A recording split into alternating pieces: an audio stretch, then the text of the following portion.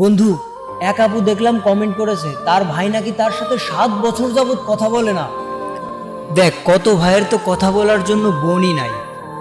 এই জন্যই বলি বন্ধু, মানুষ থাকতে কিছুর মূল্য দেয় না।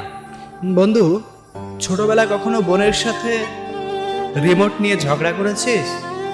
হ্যাঁ, করেছি। শুধু রিমোট না, যে কোনো বিষয় নিয়েই ঝামেলা লেগেই থাকতো। শুধু আব্বু আম্মুর কাছে বিচার দিত, তখন না খুব রাগ হইতো। কিন্তু যেদিন বোনটার বিয়ে হয়ে গেল সেদিন থেকেই বুঝি বোনের ভালোবাসা। জানিস বন্ধু, এখন বোনের বাসায় গেলে কি যে আপ্যায়ন করে, তখন খুব লজ্জা লাগে। এই বোনটাকে কতই না হিংসা করতাম। ভাই বোনের ঝামেলা হবে, এটা স্বাভাবিক, কিন্তু পরক্ষণেই আবার ভুলে যাবে, এটাও স্বাভাবিক। কিন্তু কোনো কষ্টকে পুষে রেখে নিজেকে তিলে তিলে শেষ করার বিষয়টা না একটু বেশিই কষ্টদায়ক। যে আপুটি কমেন্ট করেছে, আমি জানি না তার ভাইয়ের রাগ ভাঙাতে সে কতটুকু চেষ্টা করেছে।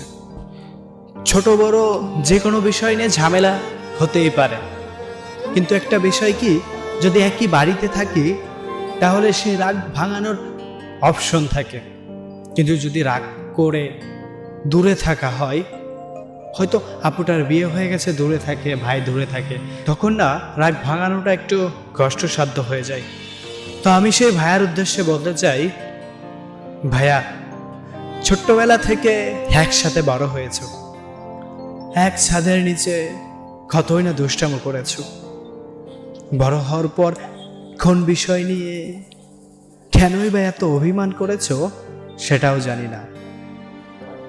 তাহলে চলো না, আজকে আমাদের এই ক্ষুদ্র প্রচেষ্টায় তোমাদের ভাই বোনদেরকে আবার একসাথে দেখতে চাই। 60 বছরের রাগ অভিমান সব ঝেড়ে ফেলে আপুকে একটা কল দিয়ে একটা কথা বলো না, আপু কেমন আছিস তুই? তোমাকে কল করতে হবে না, কথা বলতে হবে না, তুমি শুধু তোমার আপুকে একটা মেসেজ করো।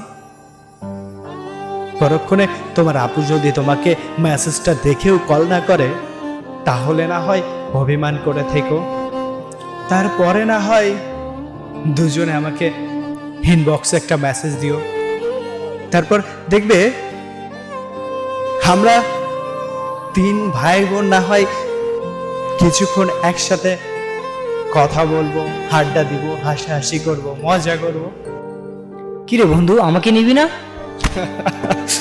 তোকে না নিলে দেলদারি পাটটা কে করবে রে?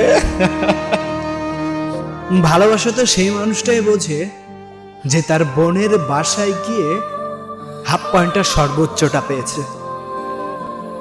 ভাই বোনের ভালোবাসা একটু অদ্ভুত, তাই না? ছোট্টবেলার স্মৃতিগুলোকে আঁকড়ে রেখে সারা জীবন মায়ার টানের স্মৃতিগুলা বোনরা ধরে রাখে। শুনেছি ভাইরা নাকি পরিবর্তন হয়ে যায়। আসলে যারা পরিবর্তন হয় তারা তো প্রকৃত ভাই নয়, তারা তো শুধু ওই ছোটবেলার শৈশবটা একসাথে এজন্যই কাটিয়েছে কারণ তাদের দ্বিতীয় কোনো জায়গা ছিল না। আর যারা প্রকৃত ভালোবাসতে জানে তারা সারা জীবনই কাছে টানে। একটু অদ্ভুত, তাই না? ভাই বোনের ভালোবাসার মধ্যেই বাবা মা যে মিষ্টি ভালোবাসা খুঁজে পায়, সেটাই তাদের কাছে শ্রেষ্ঠ বলে মনে হয়। সবশেষে অপেক্ষা রইলাম তোমাদের প্রতি। আবারও 7 বছর পরে একসাথে কথা হবে, ভাই বোনের বাড়ি বেড়াতে যাবে, আর বোনও ভাইয়ের বাড়িতে আবার আসবে। আমি আবারও বলছি, আমি জানি না ভাইয়ের অভিমান কি নিয়ে। আমি আবার বলছি, আমি জানি না কেন এত অভিমান। তবুও চাই একসাথে এক হয়ে যাক, আর সেই আনন্দটাও যেন আমরা উপভোগ করতে পারি। ভালোবাসা অবিরাম। Signing off, Ikramul baby.